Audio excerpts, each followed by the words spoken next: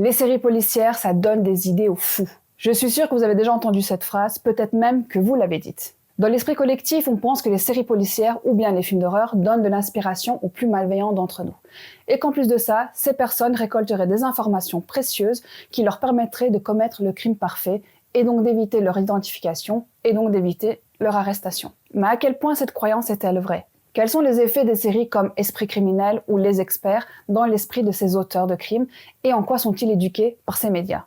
C'est ce que vous allez découvrir aujourd'hui dans le tout premier épisode d'Angle Mort. Le concept de la chaîne est simple. Une vidéo publiée tous les 15 jours vous permettra de découvrir une notion en psychocriminologie, le tout illustré avec une affaire criminelle connue du public ou non. Alors je sais pas vous, mais moi je pense que c'est une bonne manière de mêler éducation et true crime. Et donc sans plus attendre, je vous dis à tout de suite après le générique. Hello tout le monde, bienvenue sur Angle Mort, la chaîne qui a pour mission de vous éclairer sur les affaires criminelles qui vous captivent. Moi c'est Psychopose Zeka et je suis formée en psychologie légale, criminologie et victimologie. Si vous vous êtes déjà posé la question du pourquoi dans le true crime, alors cette chaîne est faite pour vous. Nietzsche disait, si vous regardez longtemps au fond des abysses, les abysses vont au fond de vous. Alors, prêt à plonger votre regard au fond des abysses ? C'est parti.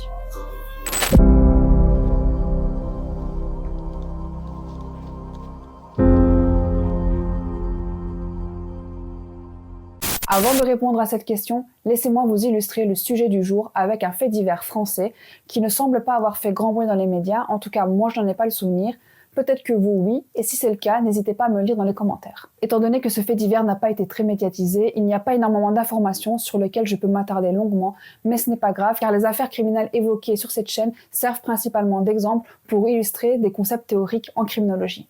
Cette affaire débute le 29 août 2008 du côté de Val-de-Marne lorsque Mathilde, une jeune femme et étudiante en sciences humaines, est retrouvée décédée dans la baignoire de son studio.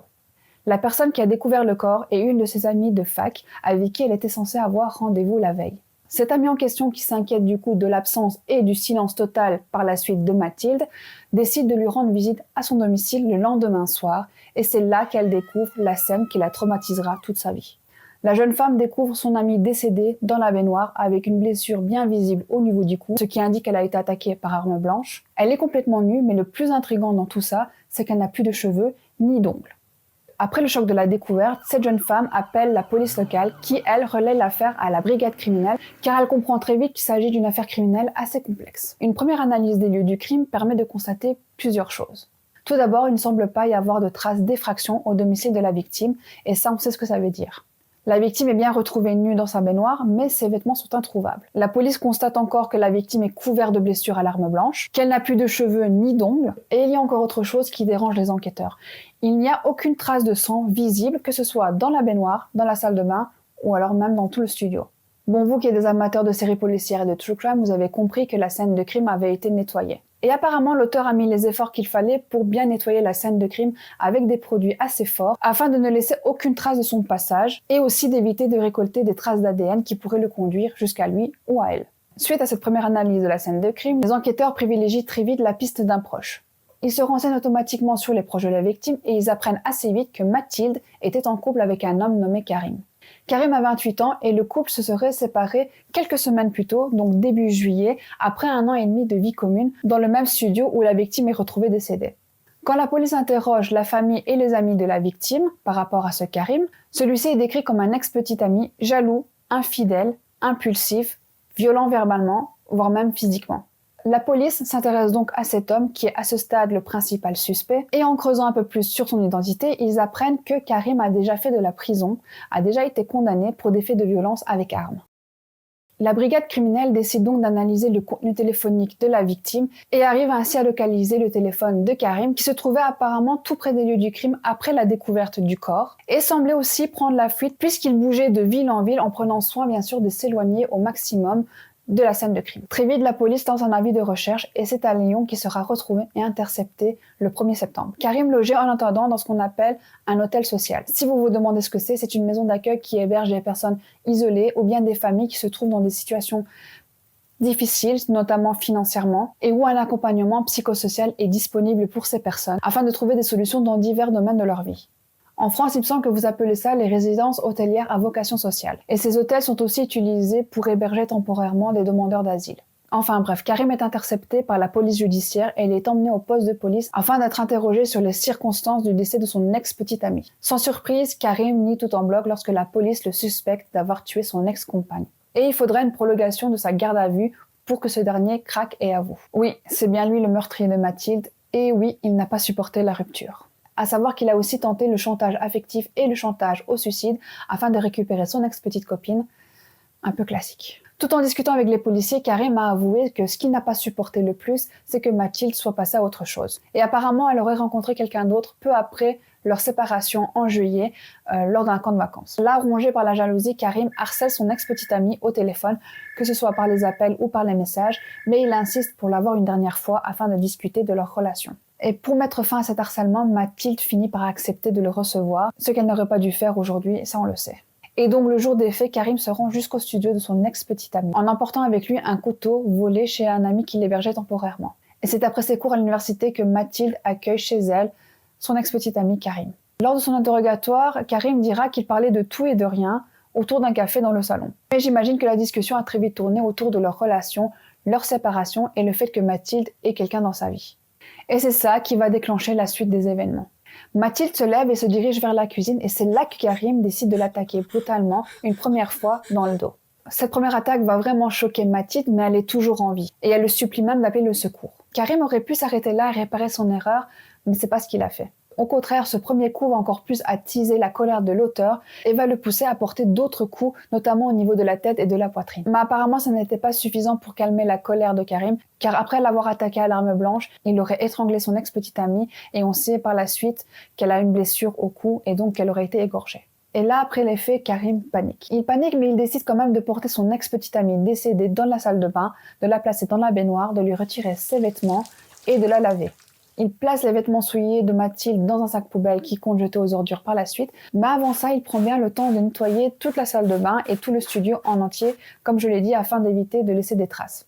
Et à votre avis, d'où lui vient cette idée ? Et oui, Karim, c'est un mordu de séries policières, et notamment la série Les Experts. Et c'est dans cette série qu'il a vu comment nettoyer une scène de crime, mais aussi un cadavre au savon et au white spirit, afin d'éviter de laisser toute trace d'ADN qui pourrait l'incriminer. Et c'est aussi dans un autre épisode d'une autre série Les Experts qu'il a trouvé l'inspiration de se raser les cheveux, les sourcils, de se couper les ongles, mais aussi de faire la même chose à sa victime. Bon les filles, si un jour votre ex revient vers vous avec les cheveux rasés, les sourcils rasés et les ongles coupés, ne restez pas là, fuyez et appelez la police. Mais ce n'est pas tout. Avant de quitter les lieux du crime, Karim procède à une mise en scène laissant croire à un cambriolage qui a mal tourné et prend la fuite. Et vous savez maintenant ce qui le trahira, c'est son téléphone portable. Karim a beau avoir pris les précautions qu'il fallait en nettoyant une scène de crime, mais il n'a pas pensé à désactiver la localisation de son téléphone. Et donc après ses aveux, Karim a été condamné à 22 ans de prison pour homicide volontaire par la cour d'assises de Créteil. Ce n'est un secret pour personne, les séries policières, tout comme les faits divers, font partie de notre quotidien. Et plus le contenu est frappant, plus on en redemande. La conséquence de cette surconsommation de ce type de médias entraîne deux croyances populaires. La croyance que nos sociétés modernes disposent d'un système judiciaire ultra rapide et super efficace, et la croyance que les séries policières sont éducatives pour les criminels. La première croyance, celle qui suppose que la justice dispose de moyens illimités et qui permet de résoudre une enquête criminelle comme ça, oui, enfin bon, vous avez compris. C'est ce qu'on appelle l'effet CSI. Et dans la réalité, elle provoque des attentes irréalistes par rapport au fonctionnement de la justice, mais aussi des preuves médico-légales, donc en matière de criminalistique, mais aussi de médecine légale. Alors déjà, pourquoi est-ce qu'on appelle ça l'effet CSI ? Eh bien, ça c'est dû à la série Les Experts qui est apparue au début des années 2000. Et je dirais même que c'est la série qui a provoqué l'effet CSI. Bon, même si vous êtes de la jeune génération, je ne vais pas vous faire l'affront de vous dire ce que c'est la série Les Experts, mais si jamais vous ne connaissez pas, la série Les Experts, c'était ça, ça et ça. Personnellement, j'ai toujours préféré Les Experts Las Vegas. Enfin bref, suite à la popularité de ces séries, on a constaté que le public en général était convaincu que la criminologie de la fiction correspondait à la criminologie réelle. Et c'est à partir de ce moment-là que les vrais professionnels de terrain, c'est-à-dire les criminologues, les vrais experts, les médecins légistes, les psychiatres et les psychologues, ont essayé de démystifier la criminologie vue par les médias. Et vous savez, l'effet CSI n'a pas seulement un impact dans l'esprit du grand public, mais elle touche aussi une certaine catégorie de personnes qui nous intéressent aujourd'hui justement, et donc on va parler de l'effet CSI auprès des délinquants, des criminels, mais aussi des victimes, l'effet CSI dans le monde de la justice, et dernièrement, et là je ne vise personne, l'effet CSI auprès des étudiants. Je vous rassure, l'effet CSI est un phénomène mondial et il est présent dans tous les pays du monde, en tout cas dans un très grand nombre de pays. Et justement, certains auteurs se sont penchés sur ce sujet. Et même si on peut estimer qu'il n'y a jamais assez de statistiques et d'études approfondies sur l'effet CSI, certains faits et résultats sont tout de même intéressants et je pense que vous devriez les savoir, vous qui justement êtes fan de séries policières. Et qui sait, ça pourrait être un prochain sujet de mémoire pour les étudiants. Et on commence par l'effet CSI au niveau de la justice. Alors comme je l'ai dit tout à l'heure, il s'agit en fait des attentes exagérées de la part des jurés, du grand public, voire même des juges par rapport aux preuves matérielles qui pourraient ou qui devraient être selon eux utilisées lors d'un procès. Ce qui a été observé avec la popularité de ces séries, c'est que la preuve matérielle, et là je parle principalement de la preuve d'ADN, prime dans un procès plus que toutes les autres preuves. Ce qui veut dire que dans un procès, si la partie civile ne peut pas matériellement prouver qu'elle a subi un préjudice, donc un crime, l'accusé est tout simplement acquitté pour faute de preuve. Par le juge ou par le jury, ça dépend du type de procès auquel on a affaire. Il y a une professeure à l'Université de Paris qui enseigne la jurisprudence anglo-américaine et qui expliquait déjà en 2010 que les citoyens français, et c'est globalement aussi le cas ailleurs, ne connaissent pas leur système judiciaire. Et c'est vrai, dans la pratique, nous ne sommes pas assez informés tant sur le fonctionnement, mais aussi des droits et des appuis qui existent et qui sont disponibles pour nous. Mais d'un autre côté, nous avons les séries policières qui, elles, sont une source importante dans nos esprits. Et le problème, c'est que ces séries télévisées sont majoritairement américaines, et du coup, on s'imagine que nos tribunaux ressemblent beaucoup à ce que l'on voit sur nos écrans. Par exemple, cette professeure d'université a relevé certains comportements typiques, et je vais vous les citer. Les gens s'attendent d'abord à ce qu'on leur dise leur droit Miranda. Vous savez, c'est la fameuse phrase qui dit « Vous avez le droit de garder le silence, tout ce que vous direz pourrait être et sera utilisé contre vous devant une cour d'assises. Vous avez le droit à un avocat. Si vous n'en avez pas les moyens, un avocat vous sera fourni gratuitement. » Ensuite, ils exigent un mandat de perquisition alors que c'est rarement indispensable chez nous.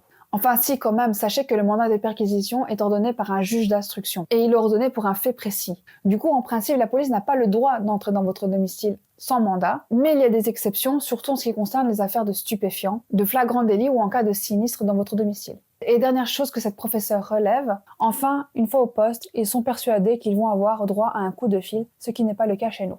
Alors je ne sais pas si vous avez d'autres exemples qui illustrent cet effet CSI, mais si c'est le cas, n'hésitez pas à nous le dire en commentaire. En tout cas, ça pourrait aider certaines personnes à contrecarrer ces croyances issues des fictions.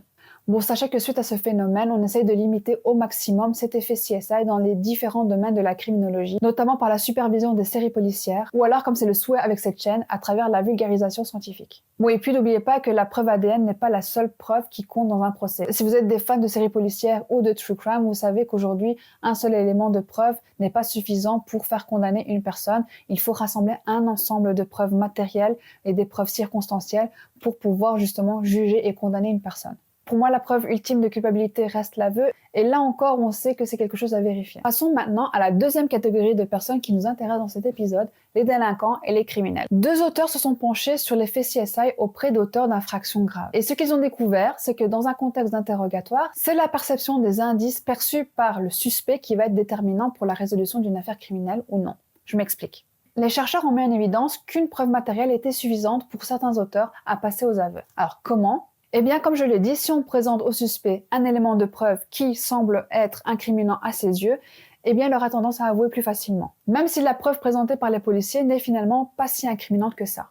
Et inversement, si une preuve probante est présentée au suspect mais que ce dernier ne le voit pas comme tel, alors il y aura moins de chances pour qu'il avoue. Chez les victimes, l'effet CSI existe aussi et il se traduit différemment. Il y a un chercheur qui explique que la popularité des sciences criminelles au sein des séries incite directement les victimes de faits graves à suggérer aux membres de la police des endroits bien spécifiques où certaines traces ADN ou même traces digitales pourraient être retrouvées, qui pourraient être utilisées comme indices. Alors sachez que certains membres de la police technique et scientifique vont satisfaire votre demande, mais c'est plutôt vraiment une manière symbolique de crédibiliser votre discours, ce que vous vivez, car il y a énormément d'indices qui sont collectés et qui ne sont malheureusement pas utilisables. Une autre attente des victimes que j'ai pu moi-même observer dans ma pratique professionnelle, c'est le rapport privilégié police-victime. Alors au-delà de leurs droits, c'est-à-dire le droit d'être entendu, respecté et le droit d'être cru, les victimes s'attendent à ce que les membres de la police prennent légèrement parti pour elles dans une affaire criminelle ou dans une affaire grave, alors que la police est censée être neutre et appliquer la loi.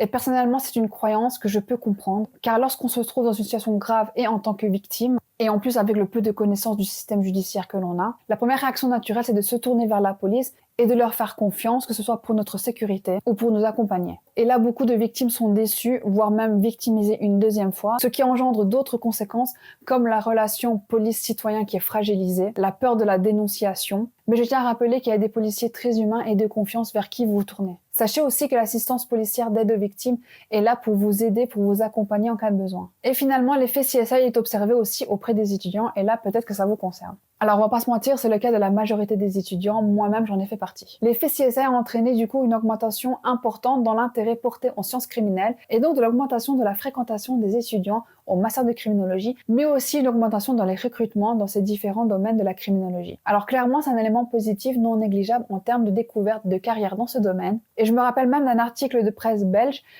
qui disait « Sauvons les universités » ou « Sauvons les masters de criminologie ». Donc clairement, c'est bon pour vous. Bon, vraiment, c'était pour attirer mon attention, mais bref, si vous êtes intéressé par le master de criminaux, dites-vous bien qu'on vous attend. Le point sur lequel j'insiste toujours, c'est vraiment de prendre du recul par rapport à ce que vous voyez dans les séries télévisées, mais aussi à ce que vous voyez sur les réseaux sociaux. Ça, je le dis afin de vous éviter d'être frustré au cours de vos études, ou pire encore, au cours de votre carrière professionnelle, car la réalité n'est pas toujours conforme aux fantasmes, mais il y a quand même certaines choses qui sont bien réelles et tout aussi fascinantes. Et si vous voulez découvrir, restez sur cette chaîne parce que je vais vous en parler. Allez, maintenant, on passe à la dernière partie de la vidéo en répondant à la question de départ. Est-ce que les criminels s'inspirent des séries policières pour commettre le crime parfait? La réponse est simple, non. Enfin, oui et non, c'est pas aussi simple que ça en fait. Cette croyance-ci s'appelle la Police Chief Effect ou la Forensic Awareness. Et cette théorie postule que les criminels font preuve de créativité dans la commission de leurs crimes en appliquant les méthodes apprises à travers les séries policières et par conséquent savent comment nettoyer une scène de crime sans laisser de traces derrière eux. Et là aussi, plusieurs recherches ont été menées et j'ai pris 3 exemples de recherches où je vous donne les tendances générales des résultats obtenus par ces chercheurs pour la Police Chief Effect. En 2010, les criminologues Bouchard et Beauregard décrivent les résultats de leur étude menée auprès de 72 délinquants sexuels sous forme d'entretien. Leur postulat de départ, et je cite, « La publicité donnée à l'indice comme moyen d'appréhension des criminels pourrait augmenter les précautions prises par ces derniers. » Ils veulent donc investiguer quelles sont les stratégies prises par les criminels après avoir commis les faits. Je passe tous les détails de cette étude et je donne directement les résultats qu'ils ont obtenus. Contrairement à ce que l'on pourrait croire, il n'y a qu'une faible proportion des délinquants étudiés qui ont pris des précautions pour détruire ou dissimuler des indices, que ce soit ADN, liquide séminal, traces digitales, sang ou fibres, et qui pourraient les lier à la victime ou à des événements antérieurs.